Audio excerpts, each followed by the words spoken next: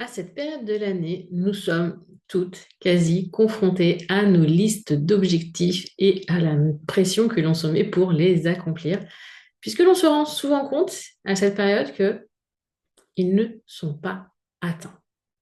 Et la question que j'aimerais que l'on se pose aujourd'hui ensemble, c'est est-ce que ne pas atteindre ces objectifs ne serait pas la plus belle leçon de l'année? Aussi, si tu vois comme un échec le fait de ne pas réaliser tes objectifs, tu es au bon endroit. C'est ce que nous allons explorer ensemble pendant cet épisode. Je vais partager mes réflexions sur comment en fait changer de perspective face à l'échec et pourquoi ne pas atteindre tous tes objectifs peut en réalité être un moment réellement précieux pour toi, pour ta croissance personnelle. Et je vais être totalement transparente avec toi parce que oui, en tant que coach, cette année, j'ai aussi eu des moments où je n'ai pas atteint tous mes objectifs, mais j'en ai appris beaucoup.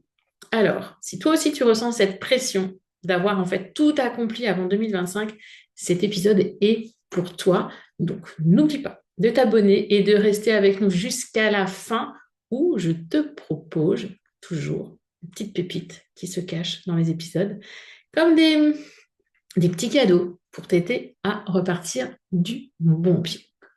Cet épisode est divisé en 4 parties et j'aimerais vraiment, il est là parce que je souhaite te déculpabiliser. Donc, tu vas voir comment. Un, on va déjà parler du stress de la performance. Ça, c'est hyper important pour moi. Et cet épisode me tient une nouvelle fois de plus très à cœur parce que je vois, oui, moi-même, je promeus un workbook bilan de fin d'année qui est offert. Vous avez le lien d'ailleurs dans le descriptif de l'épisode. On est toutes là à dire, ouais, mon bilan de fin d'année, mes objectifs, où j'en suis. Oh, mes bonnes résolutions, elles sont tout envolées. Et ça nous met une pression, on culpabilise, on se sent pas bien. Bref, donc, on va commencer par une chose qui est pour moi devenue presque une norme dans notre société, c'est la pression de la performance. On vit dans un monde où la productivité, l'accomplissement, la réussite sont au centre de tout et visibles en plus. Sur Instagram, LinkedIn ou même dans les conversations entre amis, dans la famille, tout semble être une course à la réussite et à l'accomplissement de soi et de nos objectifs. Alors cette quête du succès, c'est quoi? Ben, elle nous pousse à croire qu'il faut absolument tout réussir, qu'il n'est pas question de ne pas atteindre un seul de ses objectifs ou ses objectifs. Performance, productivité, c'est des critères d'acceptation aujourd'hui. Et pourtant, ça procure un stress énorme qui nous fait beaucoup, beaucoup plus de mal que ce que l'on ne pense. Donc, je suis sûre que toi qui m'écoutes, d'ailleurs, j'ai décidé de passer au tutoiement, j'espère que vous ne m'en voudrez pas, mais ce sera plus simple pour moi. Je dois absolument atteindre cet objectif, sinon que va-t-on penser? Que va-t-on penser si je n'atteins pas cet objectif? C'est toi. Qu'est-ce que toi, tu vas penser déjà? La première question à me poser. Et j'ai une autre chose à te dire. La pression d'être parfaite ou d'accomplir tout ce que l'on s'est fixé n'est souvent pas réaliste, c'est même contre-productif. Cette obsession de la réussite, de la performance, elle nous empêche de vivre pleinement et de profiter des petites réussites et des petits bonheurs. Ça me fait penser à une créatrice qu'une fois je dis, mais célèbre chacune de tes victoires, célèbre chacun de tes succès. Et pour elle, en fait, c'était possible et envisageable qu'une fois qu'elle aurait été au bout de son objectif. Pourtant, souvent, vos objectifs, ils sont parsemés de petites victoires, de petites choses où il faut vous challenger, où vous sortez un peu de votre zone de confort, de réussite, de succès. Mais pour vous, la plupart du temps, bah, la réussite, le succès, la victoire, c'est qu'une fois que c'est atteint. Non, il y a plein de petites choses en amont qui sont importantes à mettre en avant. Donc, arrêtez d'attendre la perfection et permettez-vous de voir l'échec autrement. L'échec, c'est pas une fin. Demandez-vous quel point de départ c'est pour recommencer différemment. Et quand on se laisse en plus prendre par la pression, c'est souvent notre santé mentale et physique qui trinque. L'épuisement, l'anxiété, la frustration, l'énervement, l'agacement qu'on a vis-à-vis des autres, ce sont des signes clairs qu'on pousse un peu trop fort pour atteindre une perfection qui n'existe pas. Et on oublie, l'essentiel, c'est que l'échec fait partie du process. Je vous le répète, l'échec fait partie du process. Pour celles qui ont un peu de mal avec le principe de l'échec, du non-perfectionnisme, je vous invite à aller écouter l'épisode sur le syndrome de la bonne élève. On vous met le numéro dans le descriptif, il devrait vous parler. Deuxième point que j'aimerais souligner par rapport à ces objectifs. Un aspect qu'on néglige un peu pour moi trop souvent, c'est la solitude. Alors, vous ne vous attendez peut-être pas à ce que je vais vous dire. La solitude, ça peut être mal vécu. Surtout dans une société où on est la somme des 5 personnes qui nous entourent, où on doit être entouré, parce qu'être entouré, ça veut dire qu'on est aimé, etc. Enfin bref. Mais dans notre quête de l'atteinte de nos objectifs, dans notre parcours de développement personnel, il y a souvent un moment où l'isolement devient nécessaire pour se reconnecter à soi. Oui, ça peut être difficile, j'en ai conscience, mais la solitude, c'est pas une faiblesse, c'est pas quelque chose de négatif, c'est une étape pour moi dans le cheminement.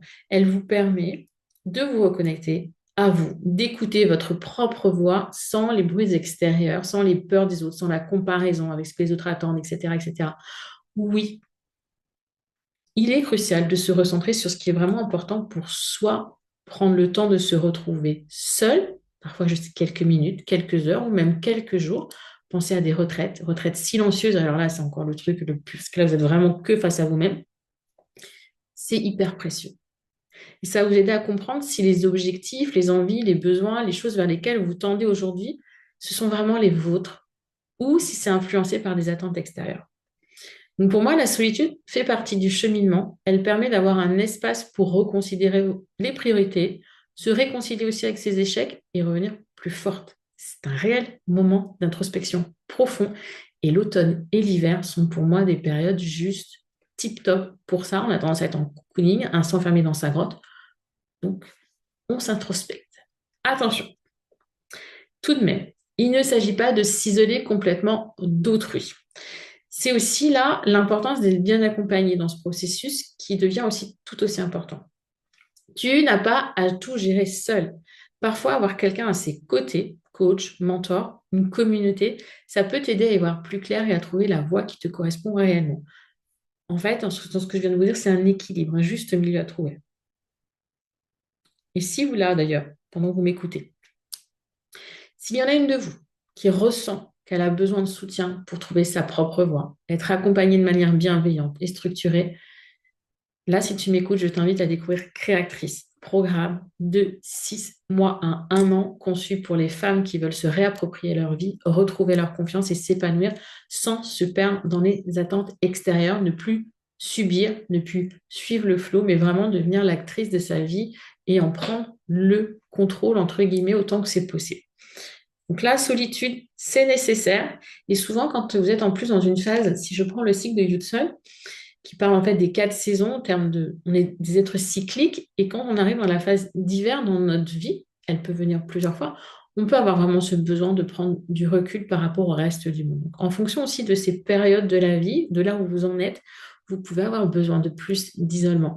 Attention toutefois à ne pas trop vous isoler, à avoir toujours au moins une oreille attentive à qui pouvoir parler, une oreille de confiance, c'est important. Et si vous ressentez vraiment le besoin de travailler sur vous plus en profondeur, faites-vous accompagner. Troisième point sur, et si ne pas atteindre ses objectifs était la leçon de l'année, il y a un piège. Il y a un piège qui se cache derrière l'organisation et justement la gestion des objectifs. La multiplication des méthodes et des outils pour atteindre nos objectifs. Est-ce que tu t'es déjà retrouvé à acheter une nouvelle méthode, une nouvelle formation, à écouter encore plus de podcasts, lire, etc., pour trouver le secret qui t'aidera enfin à réussir? La vérité, c'est qu'il y a des choses qui sont hyper marketing. On nous bombarde d'outils, de techniques, de méthodes miracles qui vont nous aider à tout accomplir. Le problème, c'est qu'au lieu de nous aider, cette multitude de choix, elle nous submerge, elle nous fait perdre de vue ce qui compte vraiment. Tout ça, outils techniques, vrai brouillard. Vrai brouillard. On est dans une société de productivité, dans un marketing qui nous invite à consommer en masse, qui nous inonde chaque jour de nouvelles méthodes. Il y a une nouvelle appli qui est sortie, une nouvelle solution, bref. Mais faut-il tout appliquer? Peut-on vraiment tout suivre? Et la réalité, c'est que non, on se perd dans cette abondance d'outils. Au lieu de simplifier, on va complexifier et ce qui ne nous aide pas à aller au bout de nos objectifs. Pour moi, le secret de l'atteinte de ces objectifs et d'une organisation au service de sa vie, c'est la simplicité. Alors, apprends à choisir les outils qui correspondent à tes besoins et ne pas, en fait, prendre ceux qui te sont imposés par les tendances. Moi, j'ai fait mon choix. Il est là, il ne me quitte pas. Je l'utilise au quotidien. Donc, pour ceux qui me regardent en vidéo, vous voyez mon bullet. C'est vraiment l'outil ultra simple d'organisation. Il m'a, mais si vous avez tellement aidé, aujourd'hui, enfin, ça fait 8 ans que je l'utilise. Le premier événement en ligne que j'ai organisé en septembre 2020, seul, il y a eu 3400 inscrites. Je ne l'ai organisé et structuré qu'avec ce carnet et aucun outil informatique en matière d'organisation, structuration. C'était tout là-dedans. Il me permet de structurer mes journées, clarifier mes priorités, de moins procrastiner. C'est depuis 8 ans mon allié, vraiment. J'y pose mes pensées, j'ai structuré et organisé mes actions. Et donc, je te le recommande juste de manière XXL, tu t'en doutes bien. Si toi aussi, tu veux retrouver une vision claire et simple de tes objectifs pour t'aider justement à ce qui t'accompagne en 2025 à avancer dans la bonne direction, dans celle que tu auras choisie. Ça ne demande que 5 minutes par jour. Tu n'as pas besoin de savoir dessiner et ça peut changer toute ta façon de travailler, d'aborder des défis et de vivre au quotidien. Je viens de finir un accompagnement avec le programme Je m'adore. Et franchement, la plupart me sortent en me disant, Audrey, maintenant, mais je dors mieux. Avec ça, je dors mieux parce que tout ce qu'il y avait dans ma tête, c'est là-dedans. Je sais comment le retrouver, je sais le structurer. Si vous ne connaissez pas encore ce bel outil, vous pouvez télécharger mon guide gratuit du bullet journal dans lequel je vous explique pas à pas comment le créer avec un carnet et un stylo sans savoir dessiner. Faites-le, essayez. Si vous avez besoin d'astuces, de conseils, vous pouvez me contacter par email, vous pouvez me retrouver sur Instagram. N'hésitez pas, vraiment, c'est un outil. Je dis ça, enfin, quand j'entendais ça, des nanas qui disaient ça il y a 7-8 ans, je dis, ah, mais c'est cliché. Mais il a réellement changé ma vie. Donc, voilà, juste à part. Quatrième partie, c'est là où on arrive au plus important, le cœur de cet épisode. Parlons de l'échec. Parce que oui, on va être clair, ne pas atteindre un objectif c'est considéré comme un échec et par là même comme une faiblesse, comme quelque chose qu'on a raté. Or, est-ce que ça ne serait pas plutôt un outil d'apprentissage? Si tu n'as pas atteint certains de tes objectifs cette année, prends-le plutôt comme une occasion de grandir. Et puis même, j'ai fait hier soir l'atelier bilan de fin d'année avec certaines clientes. Et il y en a qui me disent, en fait, j'avais posé des objectifs en début d'année, je crois que Cindy elle en a listé 3 ou 4, j'en ai fait aucun. Est-ce que c'est grave, Cindy? Non, parce que il y a eu ça en plus, il y a eu ça, puis j'ai fait ça et j'ai réalisé ça, etc. Parce qu'il y a aussi les objectifs que l'on pose, entre guillemets, en début d'année, de manière un peu, on les lâche comme ça. L'important, c'est pas trop là. On n'a pas conscience aussi non plus des changements que l'on va avoir dans notre vie au cours d'une année. Déménagement, changement de boulot, une maladie, plein de choses qui viennent bousculer. Puis, tiens, on a écouté un nouveau podcast. Tiens, un petit coucou à Caroline. On passe une petite tête par des rencontres et on rencontre moi, Audrey, et on se dit, tiens, elle m'interpelle, elle m'intéresse. Et puis, il y a des petits déclics, des petites choses. Et ça, c'était pas prévu. Donc, avant de vous dire, j'ai échoué, j'ai raté mon année, demandez-vous aussi, OK, mais au final, est-ce que au cours de cette année, ces objectifs que je m'étais posés étaient réellement importants? Et je rebondis là sur Cindy, je lui ai demandé, OK, là, peut-être que des fois, on n'arrive pas à avoir l'année complète, se poser des objectifs sur l'année complète. Tes priorités pour le début de l'année 2025, c'est quoi? Elle m'en liste 3. Et dans ces 3, il n'y avait aucun objectif qu'elle avait listé début 2024. C'est que ce n'est pas si important que ça aujourd'hui, c'est qu'il y a d'autres priorités qui sont venues se glisser entre-temps. D'accord? Donc, pensez bien que l'échec, c'est aussi un miroir qui nous montre ce qui ne va pas, qui nous met face à notre réalité, à notre quotidien. Donc, au lieu de le voir comme une défaite, regardez-le comme une opportunité de revoir les priorités, d'ajuster et de trouver de nouvelles solutions, de trouver de nouvelles perspectives. Et là, je vais vous parler de moi, d'une situation, donc c'était en 2023. J'ai eu des échecs aussi cette année. Cette année, je m'étais dit, j'équilibre mieux mon temps, moyennement. C'est mon corps, fin août, début septembre, qui m'a rappelé à l'ordre et qui m'a dit, Audrey, stop, arrête. J'ai arrêté 4 projets sur 5. Donc, j'ai pas été assez à l'écoute de ça. J'ai pas réussi à jongler avec ma peur du manque. Et pareil, quand en mars 2023, je me lance dans le projet Les Rencontres Femmes Audacieuses, j'y vais, je m'étais fixé un objectif de 5000 inscrits, je devais faire ci, ça, ça. et j'ai atteint, entre guillemets, que 2000 inscriptions. Pourquoi? Parce que j'étais dans la peur, une peur irrationnelle du manque, une peur de ne pas générer assez de chiffres, de ne pas pouvoir payer l'équipe, de ne pas être à la hauteur, etc., etc. Et je n'ai pas écouté ma véritable intuition, mon véritable pourquoi et mes envies. Donc oui, c'était un échec en termes de statistiques. Je voulais 5000 inscrits, j'en ai eu 2000, clairement. Mais moi, mon point de vue à moi, c'est que j'ai beaucoup appris et que ça m'a permis de revoir mes autres objectifs, de redéfinir des priorités plus en adéquation avec mes valeurs. Et certes, il m'a fallu un petit peu de temps, ça, pour le digérer, pour l'observer, pour revenir vraiment au plaisir. Parce qu'encore, en ce début d'année 2024, j'étais épuisée. Pour moi, j'étais au bord du burn-out.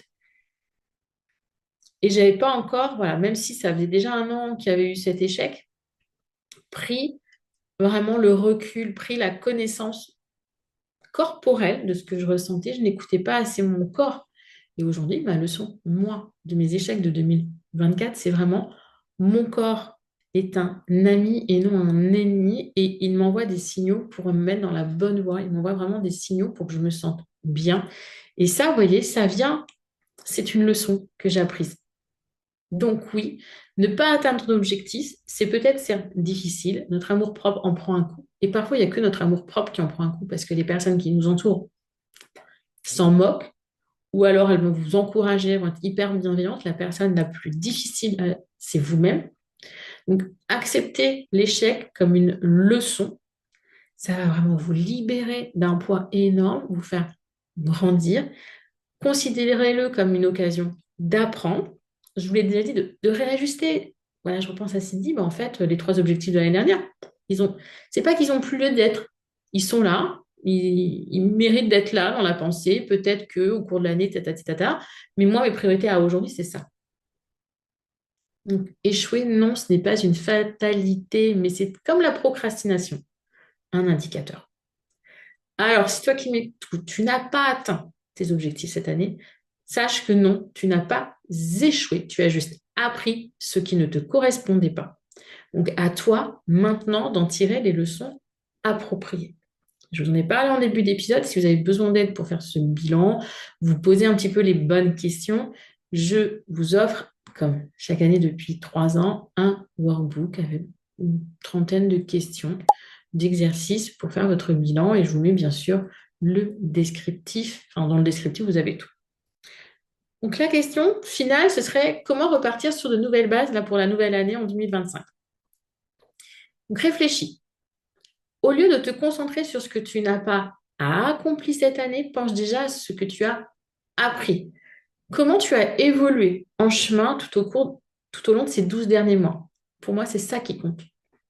Les objectifs non atteints peuvent être transformés, peuvent avoir au final plus aucune importance, aucun impact. En quoi, dans ce cas-là, tu as à t'en vouloir? Si, à l'inverse, ces objectifs étaient importants, ok, qu'est-ce qui fait qu'on ne les a pas atteints?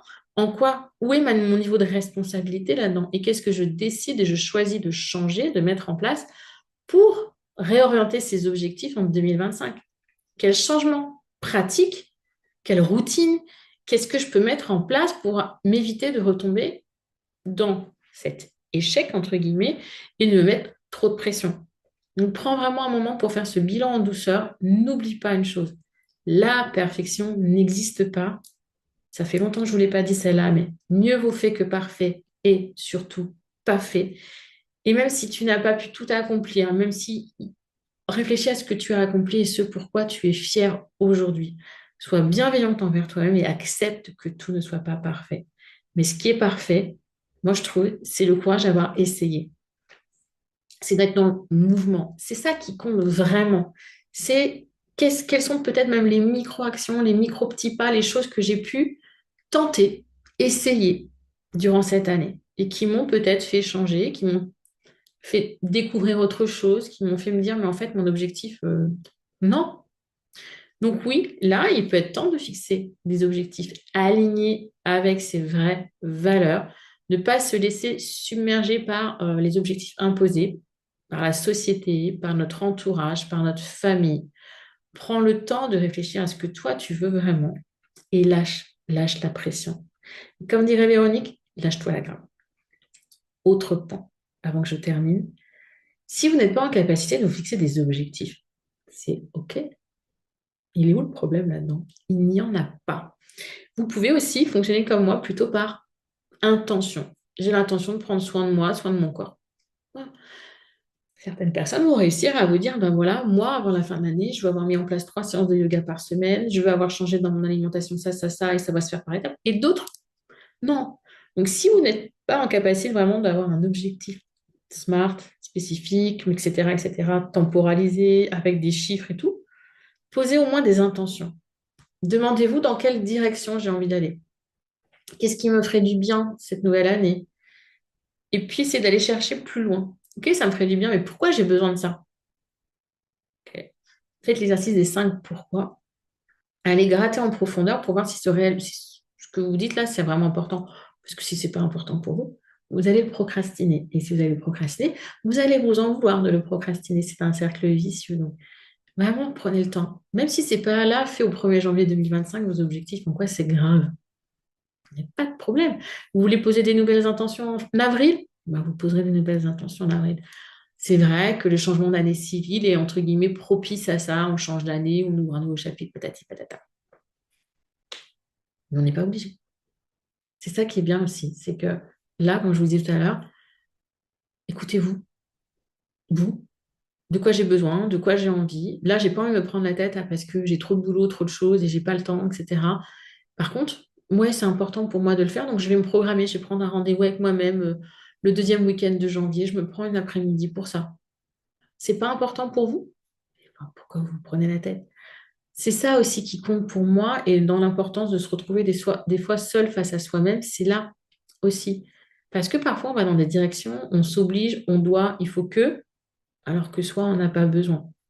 Donc, la solitude peut nous permettre de nous retrouver face à nous-mêmes et de nous dire, mais en fait, je vais où? Et après l'accompagnement, le coaching ou un psy, le coaching, on va quand même être plus dans je vais de l'avant, va vous aider à poser des bonnes questions, à poser des limites, à vous faire un peu plus confiance et à avancer là où vous voulez aller en 2025. Donc, je vous le redis, l'accompagnement créatrice reste ouvert toute l'année, mais ça pourrait être pas mal quand même de débuter 2025 entouré de 4 jolis coachs, 4 expertes, 4 femmes formidables que j'adore, j'en fais partie de ces 4 femmes, et d'être entouré d'autres dizaines, allez, quinzaines de femmes qui seront comme vous dans la recherche de leur cohérence, de leur épanouissement et de leur harmonie. Donc, fin de la promo, si je reviens à atteindre ces objectifs ou ne pas les atteindre, telle est la question pour fin 2024. Faites votre bilan sans culpabilité, repartez la plus sereine, avec plus de clarté grâce à ça. Et le plus important, dans tout ce que vous faites, pour moi, c'est de rester dans le mouvement. Que vous soyez seul ou accompagné, mais c'est d'être. N'attendez pas que l'opportunité vienne taper à votre porte. N'attendez pas que le changement arrive par lui-même en passant sous le paillasson. Provoquez-le. Prenez vos responsabilités aussi. Vous voyez, c'est OK, on peut lâcher prise, on peut se lâcher la grappe, mais où est ma responsabilité dans ce qui m'arrive et où est-ce que je ne l'ai pas? Qu'est-ce que je contrôle? Qu'est-ce que je ne contrôle pas? Qu'est-ce que je choisis de laisser derrière moi? Sur quoi je lâche prise et sur quoi j'ai envie de me battre? Mais vous ne pouvez pas être sur tous les fronts. C'est certain, vous n'avez que 2 bras, un cerveau, 2 jambes, 24 heures dans une journée, moins les heures de sommeil, moins les heures de préparation de repas, moins. Donc vous ne pouvez pas être partout. Alors apprenez à choisir, parce que choisir, ce n'est pas renoncer, c'est prendre le pouvoir. Sur ce, je vous donne rendez-vous la semaine prochaine pour un nouvel épisode dans lequel je pense que je vous dévoilerai le mot de mon année 2025. Je vous dis à très très bientôt. Je vous rappelle que tous les liens que je vous ai partagés sont dans le descriptif de cet épisode. Prenez bien soin de vous.